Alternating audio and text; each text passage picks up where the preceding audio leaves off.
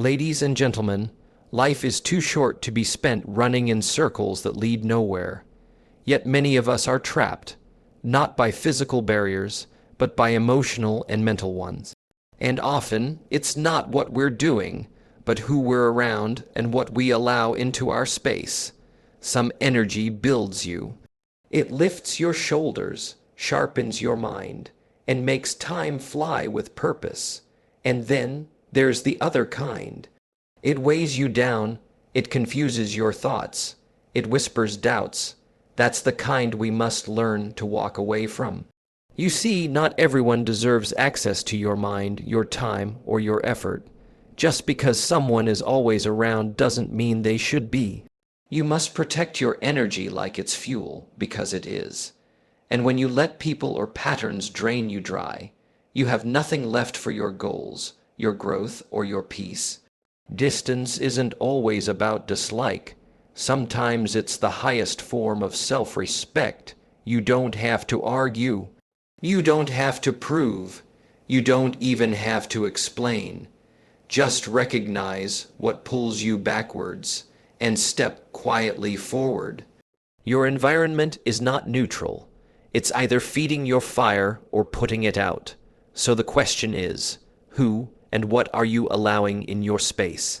The right kind of energy will challenge you with encouragement, stretch you with inspiration, and walk beside you with integrity. The wrong kind will drain you, doubt you, and leave you questioning your worth. Today, make the decision to choose clarity over confusion, growth over guilt, and purpose over pressure. You don't need to wait for a breakdown to make a change. You just need the courage to protect your energy, because no one else will do it for you. Your energy is your fuel. Guard it wisely. Each day, you wake up with a certain amount of energy. It's not unlimited. It's not something you can endlessly borrow against. You have to treat it with the same seriousness you would your finances or your health. Yet most people give their energy away without a second thought, to conversations that don't matter, to distractions that steal time, to people who don't uplift them, and to worries that never pay rent. You have to begin thinking of your energy as a currency, because that's exactly what it is. And just like money, if you spend it recklessly, you'll come up short when you need it most. People often think burnout is a result of doing too much, but more often, it's the result of doing too much of the wrong things. Things that don't align with your goals, things that don't serve your spirit, things that drain you rather than develop you.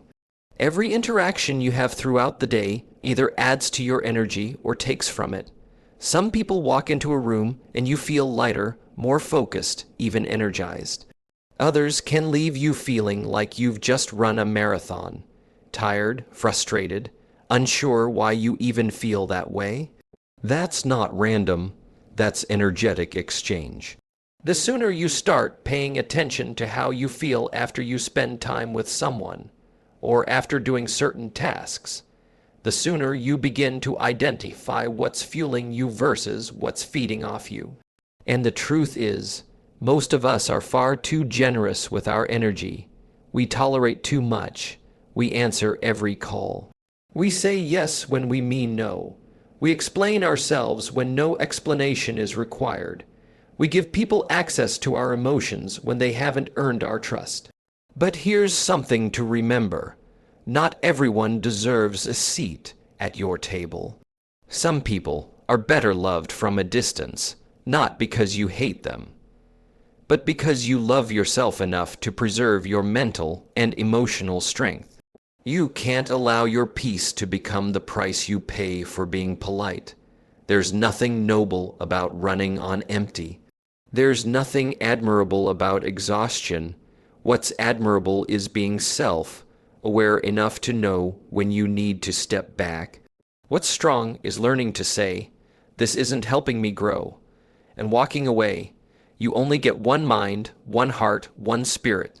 If you let them get weighed down by negativity, drama, or distractions, you rob yourself of the chance to reach your potential. Guarding your energy doesn't mean cutting everyone off or living in a bubble. It simply means being intentional. Choosing who and what you give your best hours to. Being mindful of what you consume, who you confide in, and where you direct your focus. You can either spend your days putting out fires that don't belong to you, or you can protect your flame and let it light the path to where you're going. The choice is yours every single day. Not all company is good company. There's a common idea that being surrounded by people is always better than being alone. But that's not true. The quality of the company you keep matters far more than the quantity. Just because someone laughs with you, talks to you, or spends time with you doesn't mean they're good for you. Some people appear friendly, but their presence quietly drains your energy, limits your thinking, or dulls your ambition. They may not even do it intentionally, but that doesn't make the impact any less real. You have to become very discerning about who gets close to you, because their influence, whether subtle or obvious, becomes part of your inner environment. Think about it like this. If you were trying to grow a delicate plant, you wouldn't place it in a dark room with toxic air. You'd make sure the conditions supported its growth. You'd protect it. The same should be true for your mind, your goals, and your peace. You're constantly evolving, constantly shaping your direction in life, and the people around you are either helping you do that or slowly pulling you off course. Sometimes it's a friend who's always negative, who sees problems in every solution, who never encourages you to stretch beyond your comfort zone. Other times, it's someone who laughs at your dreams, who treats your goals like a phase, who keeps you focused on distractions instead of discipline. You don't need someone to be obviously toxic to be damaging. The most dangerous company is often subtle, disguised as harmless banter, consistent criticism masked as jokes, or constant reminders of your past when you're trying to move forward. Some people can't celebrate your growth because it makes them uncomfortable with their own stagnation. That's not your burden to carry. You're not responsible for shrinking yourself to make others feel secure. You owe it to yourself to surround your journey with people who believe in your potential and push you to rise. It's not just about avoiding bad people. It's about intentionally seeking out the good ones, the ones who listen without judging, challenge you without shaming, and support you without conditions. You'll notice a real difference in how you feel when you're in good company. You feel inspired, not drained, motivated, not criticized. You leave the interaction with more clarity, more focus, more energy. That's how it's supposed to feel. Anything else is a red flag. Learning to value yourself means learning to filter your relationships. It's not rude to protect your peace. It's not cold to choose distance over dysfunction. It's not selfish to prefer solitude over shallow conversation. In fact, those decisions are often necessary for your growth. Every day, you get to decide who gets access to you. And if someone's presence is slowing you down, clouding your vision, or constantly making you second, guess yourself, then it's worth asking whether their company is worth the cost. Not all company is good company, and the sooner you accept that, the freer and more focused your life becomes. You don't need a fight to create distance. We often grow up with the idea that distance has to come from drama. That in order to step away from someone or something, we need a reason loud enough to be justified, an argument, a betrayal, a boiling point.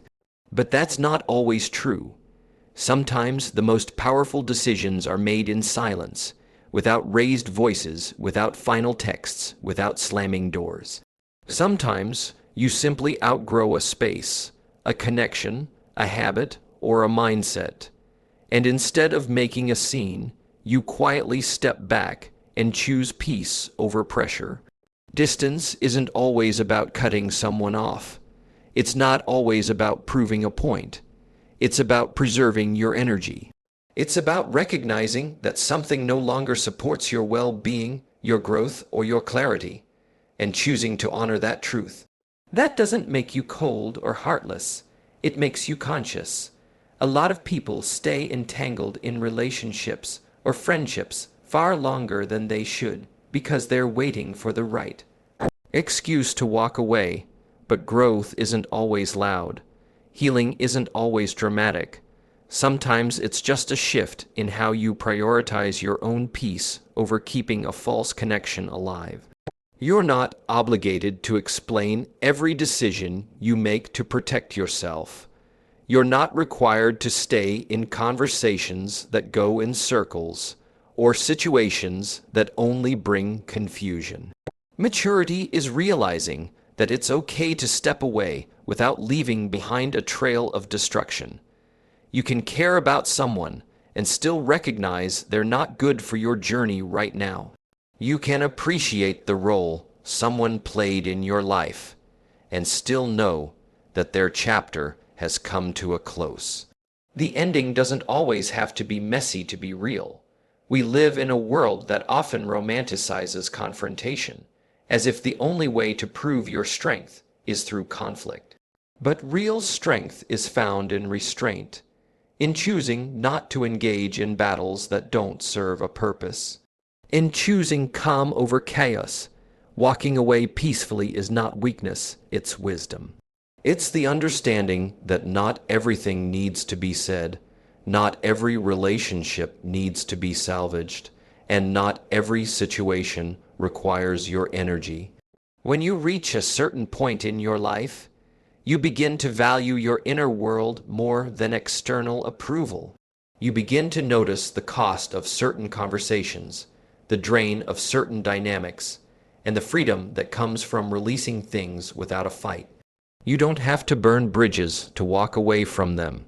You can simply decide that your growth deserves more space and quietly choose to create it. Distance, when done intentionally, is not about punishment. It's about peace. It's about acknowledging what no longer fits and making space for what does. And the most beautiful part is, you don't need anyone else to agree with that decision for it to be the right one. You just need to trust that protecting your peace doesn't require a war. Sometimes it only takes one quiet step in the other direction. Your environment shapes your results. The people you spend time with, the spaces you occupy, the conversations you entertain, and even the thoughts you allow to settle in your mind all contribute to the life you create. Success is not just about willpower or hard work. It's also about what surrounds you day in and day out. You could have the best intentions, the most detailed goals, and the strongest discipline, but if your environment contradicts your direction, progress becomes a constant uphill battle. Think of your environment as the soil where your life grows. If the soil is rich and healthy, seeds flourish. If it's toxic or dry, nothing lasts long. The same goes for your energy, your creativity, and your mindset. When you're surrounded by negativity, by people who gossip, doubt, or criticize every move you make, it chips away at your confidence over time. It might not happen all at once, but gradually you begin to play small, to question your instincts, to lower your standards just to maintain peace in a space that no longer supports your purpose. You have to start looking around and asking yourself, does this space inspire me? Do these people challenge me to rise or keep me comfortable in mediocrity? Does this environment align with who I'm becoming or just who I've been?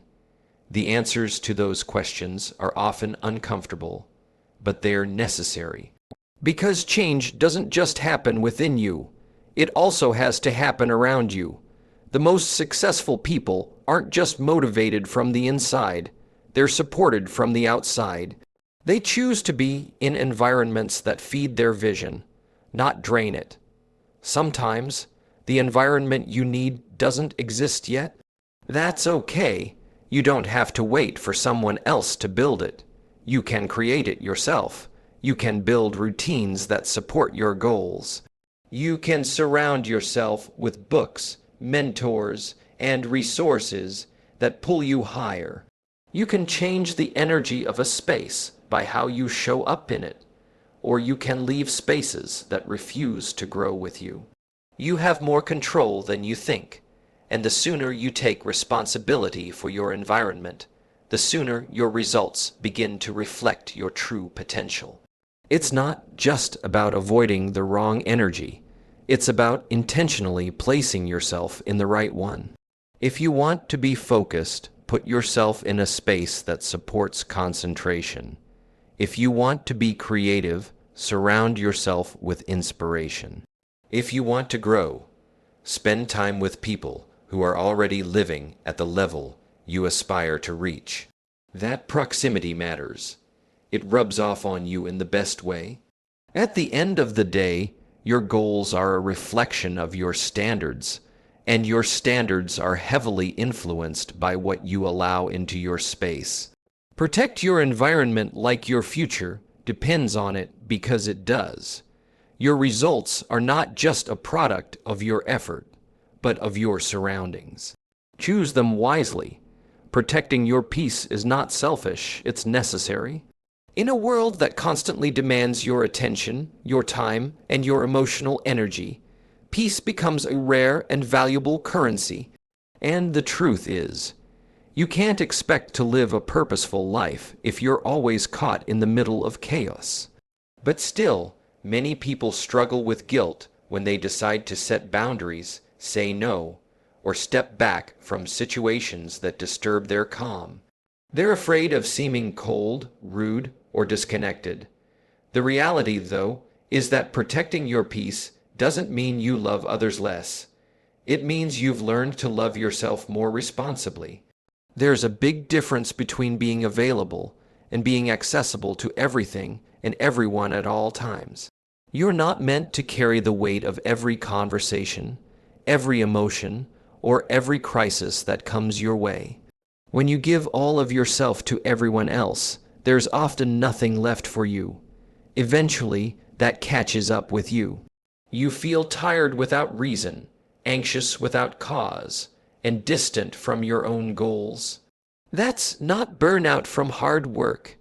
It's the result of emotional overload, of giving too much of your internal world away without realizing it. Peace is not just the absence of noise or conflict. It's the presence of clarity, balance, and alignment. It's when your thoughts aren't constantly racing, when your heart isn't always in survival mode, and when your environment supports your well-being instead of threatening it. To protect that kind of peace, you need to get comfortable disappointing people. You need to be okay with being misunderstood. Not everyone will understand why you choose silence over arguing, distance over dysfunction, or boundaries over blind loyalty. That's not your problem to fix. You have to stop explaining why you don't want to engage in chaos anymore. Some people thrive on tension. They confuse drama with connection. They only feel important when something is wrong. That doesn't have to be your reality. You can care deeply for others and still choose to walk away from what disrupts your peace. You can be kind and firm at the same time. You can still be loving while protecting the space you need to breathe, reflect, and grow. One of the most powerful things you'll ever do is learn to walk away from noise without needing to win the argument. It's the ability to let someone else be right if it means you get to be free. That's real strength. That's maturity. Peace is not passive. It's a decision, a boundary, a lifestyle. It means choosing to invest your time in what nourishes you, not what depletes you. It means giving your energy to people and places that bring out the best in you, not the stress in you. There's nothing selfish about protecting something you fought hard to find. In fact, it's one of the most responsible things you can do, not just for yourself, but for everyone who depends on the best version of you. Because when your peace is intact, everything else in your life flows with more purpose, more clarity, and more power. Choose to step forward, not look back. There comes a time in life when looking back does more harm than good. Reflection can be helpful, yes, when it's used to learn, to understand, to gain wisdom. But too often, we look back not to grow, but to regret. We replay old conversations, relive missed chances, and revisit moments that already shaped us, hoping somehow they'll change if we stare at them long enough. But they don't. The past doesn't rewrite itself. It teaches or it traps, and the choice is ours. If you want to move forward in life, you must stop carrying the weight of what's already behind you. There's a reason the windshield is bigger than the rear-view mirror. Where you're going matters more than where you've been. And yet, so many people live mentally stuck in yesterday. They dwell on what didn't work, who left, what went wrong, or who they used to be. And in doing so, they delay their next chapter. Every time you second, guess a decision that's already been made or reattach yourself to an old identity, you rob your future of fresh momentum. You weren't created to live your life in reverse. You were meant to evolve, to stretch, to step forward into what's next, not remain haunted by what can't be changed. Stepping forward isn't always easy. It requires courage. It demands a shift in focus. You have to let go of the version of you that accepted less, doubted more, or hesitated too long. You have to get comfortable with not knowing what's ahead, but trusting that it's better than staying stuck. There's a special kind of power that comes when you stop looking for closure and start creating new openings. Life doesn't reward hesitation. It rewards movement, and the smallest step forward is still more powerful than 1,000 moments of standing still, wondering what could have been. The past had its purpose. It shaped you, yes, but it doesn't define you. You're not bound to repeat the same story unless you keep choosing the same path. Growth comes when you give yourself permission to evolve beyond what's familiar. That means saying no to old patterns, even when they feel comfortable. It means saying goodbye to relationships, habits, or mindsets that no longer serve where you're going. And most of all, it means believing that your future deserves your full attention, not just your leftovers, after you're done dwelling on the past. There's nothing wrong with remembering, but there is something wrong with reliving. You can honor your history without being held hostage by it. The most meaningful progress often begins the moment you say, "I'm done looking back." Not because it wasn't important, but because you're finally ready to become someone new. That forward motion, that decision to rise despite the unknown, is what transforms regret into wisdom, pain into purpose, and hesitation into growth. Every day gives you the same two choices: dwell or develop, look back or step forward. Choose to move in the direction your future is calling you. That's where your power lies.